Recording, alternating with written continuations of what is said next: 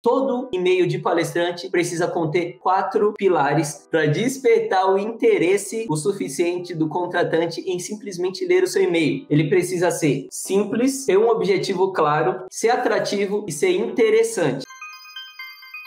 O meu nome é Lucas Lopes e a minha missão aqui é ajudar cada vez mais palestrantes a aumentar em até 100% o preço das suas palestras, simplesmente entendendo como se aproximar e fechar palestras com empresas e agências de palestrantes. O Joaquim mandou um e-mail para mim e no e-mail dele está escrito o seguinte: Olá, tudo bem? Muito prazer, me chamo Joaquim e trabalho com o blá blá blá, fundador da blá blá blá. Gostaria de solicitar a atualização dos dados da palestra dele. Se não estiver ativo, gostaria de ativar o perfil dele com as informações abaixo. Ele coloca lá o nome do palestrante, os títulos da palestra, inovador, comunicador e palpiteiro, bio, de jovem aprendiz a Forbes Under 13, CEO e faz tudo da blá blá blá, empresa idealizadora e referência nacional em blá blá blá, apaixonado por empreendedorismo e educação. Funda em 2018 a blá blá blá, empoderada pela IBM com foco em inovação e na transformação empreendedora de grandes corporações e na aceleração de novos negócios inovadores e startups com o programa QQSU. Quem quer ser um unicórnio? E se isso tudo faz sentido? Óbvio, fácil nunca será, mas tem que ser divertido e tem que fazer sentido. Então temos que causar. Fico à disposição para qualquer dúvida. Eu fiz questão de ler cada palavra desse e-mail, porque eu quero saber o que você, palestrante que está me ouvindo, sentiu enquanto eu estava lendo. Foi chato ouvir eu lendo esse e-mail ou foi interessante?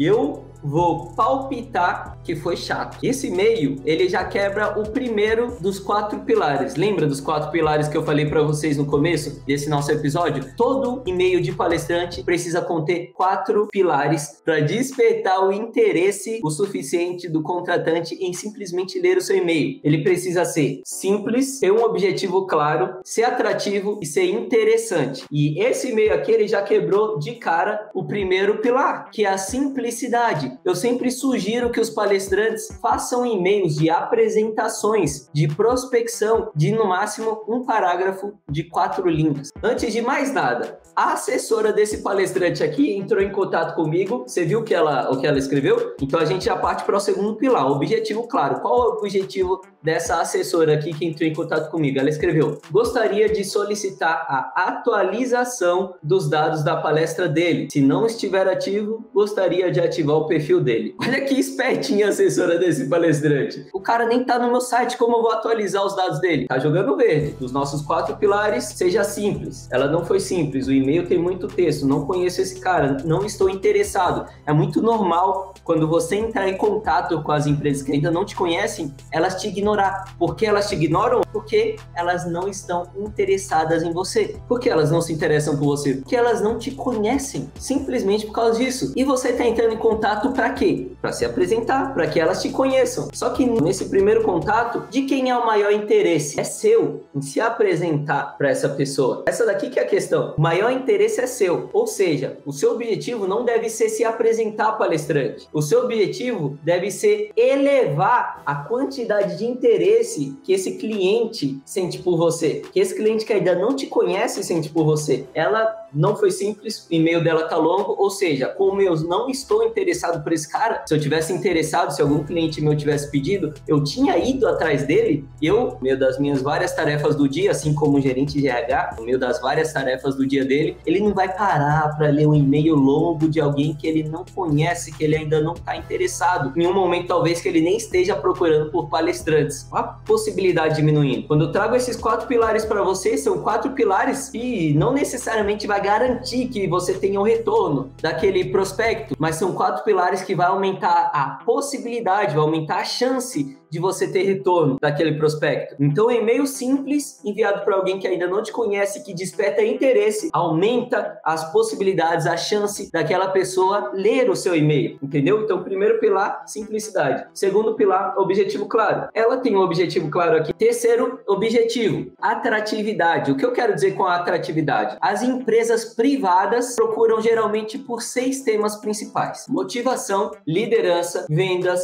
trabalho em equipe, política política e economia. Ou seja, quando o palestrante sabe disso e ele entra em contato numa prospecção mostrando que ele pode ajudar aquela empresa, que ele faz palestras sobre algum desses 6 temas ou sobre temas relacionados a esses 6 temas, ele se torna mais atrativo aos meus olhos, aos olhos de uma agência, já que eu atendo empresas e sei que esses são os temas preferidos das empresas. Então, quando você sabe disso e você se apresenta atrelando a sua apresentação simples e objetiva a esses temas, você consegue aumentar a atratividade do seu e-mail. O Joaquim aqui está trazendo pra gente. Ele não tem nada aqui descrito no e-mail dele relacionado a motivação, liderança, vendas, trabalho em equipe, política e economia. Então ele fala ali sobre empreendedorismo, ele fala sobre inovação, comunicação, ser um palpiteiro, empreendedor de destaque com menos de 30 anos. Então essa é a coisa mais interessante que eu vi aqui no e-mail dele, mas não tem nada muito relacionado com algum desses sistemas. Então você vê como o palestrante acaba perdendo o ponto de atratividade, ou seja, dos nossos 4 pilares, esse meio aqui ele já está pecando nos 2 primeiros, quer dizer, no primeiro e no terceiro. E aí a gente sobra o último pilar, que é o interesse. O que é o pilar interesse? O pilar interesse é muito avançado e a maioria dos palestrantes não conseguem alcançar esse pilar. Por quê? Porque no interesse você precisa se destacar de todos os outros palestrantes que falam sobre os mesmos temas que você. E não vem com essa, palestrante, de que o tema que você fala quase ninguém fala. Porque às vezes o cara não usa aquele mesmo nome que você usa para descrever aquele tema. Ele usa um outro nome, mas no final das contas é a mesma coisa. Ou você simplesmente acha que não tem muitos palestrantes, muita oferta daquele tema, mas é você que não sabe que tem. Na verdade tem. Não baseie a sua diferenciação em cima do seu tema. A sua diferenciação em relação aos outros palestrantes que falam sobre os mesmos temas que você ou não, vai muito além da sua especialidade, vai muito além do seu tema. Mas quando você consegue criar um posicionamento único, diferente de qualquer outro palestrante, você consegue despertar um efeito. Sabe qual efeito é? Curiosidade. Não te conheço, você mandou e-mail para mim, o seu posicionamento é único, diferente de tudo que eu já vi. Eu li aquele parágrafo ali, 3 linhas suas, pá, simplesmente mandar o seu posicionamento. Opa, curioso esse negócio aqui. Qual que é a nossa ação quando a gente sente curiosidade? Saco. Quando algo chama a nossa atenção, a gente para olhar. Curiosidade gera ação. E se você consegue despertar a curiosidade, de novo, você aumenta a possibilidade daquela pessoa ler o seu e-mail, abrir as portas de relacionamento com aquela empresa, ser cotado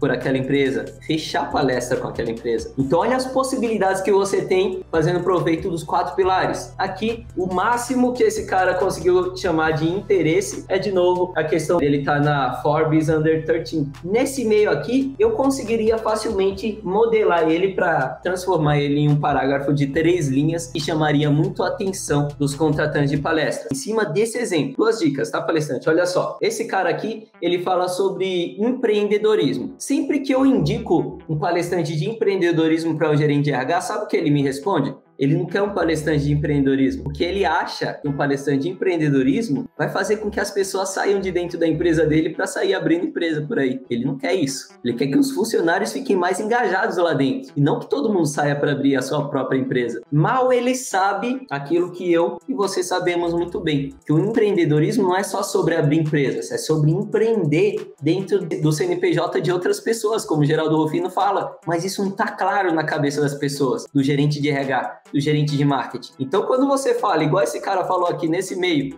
empreendedorismo, você acaba afastando o cliente de perto de você. Mas quando você fala intraempreendedorismo, quando você é até um pouco mais específico, você acaba atraindo a atenção, que as empresas querem ter funcionários que vestem a camisa, ter funcionários com visão de dono. Que é isso além de intraempreendedorismo? Então aqui já está uma dica que eu usaria ao meu favor se eu fosse aqui o Joaquim para ser mais atrativo, nosso terceiro pilar. Outra coisa, o Forbes menos de 30. Esses caras aqui, ó, essa é uma informação que desperta interesse do corporativo. Porque se o cara saiu na Forbes e ele foi eleito um destaque com menos de 30 anos, esse cara tem algo de interessante. Então, eu quero saber o que esse cara tem a dizer. Só que a pessoa colocou isso lá no meio do e-mail. Isso eu colocaria no começo do e-mail. Lembra da curiosidade? E aqui tá mais um erro desse e-mail. Não tem um Media Kit. Todo e-mail de apresentação seu de prospecção precisa ter um Media Kit. Com esse objetivo de entregar esse resultado que está atrelado ao que a empresa está procurando, eu vou ficar curioso. E aí eu vou querer abrir o Media Kit para saber mais. Aí o Media Kit é outros 500. O Media Kit também precisa ter elementos para despertar a atenção daquele contratante e gerar mais curiosidade, levar ele para outro ponto de contato, como por exemplo ao site. Você vê como os degraus têm, apesar de ter um objetivo igual, despertar interesse, aprofundar o relacionamento, eles utilizam ferramentas diferentes para fazer isso acontecer?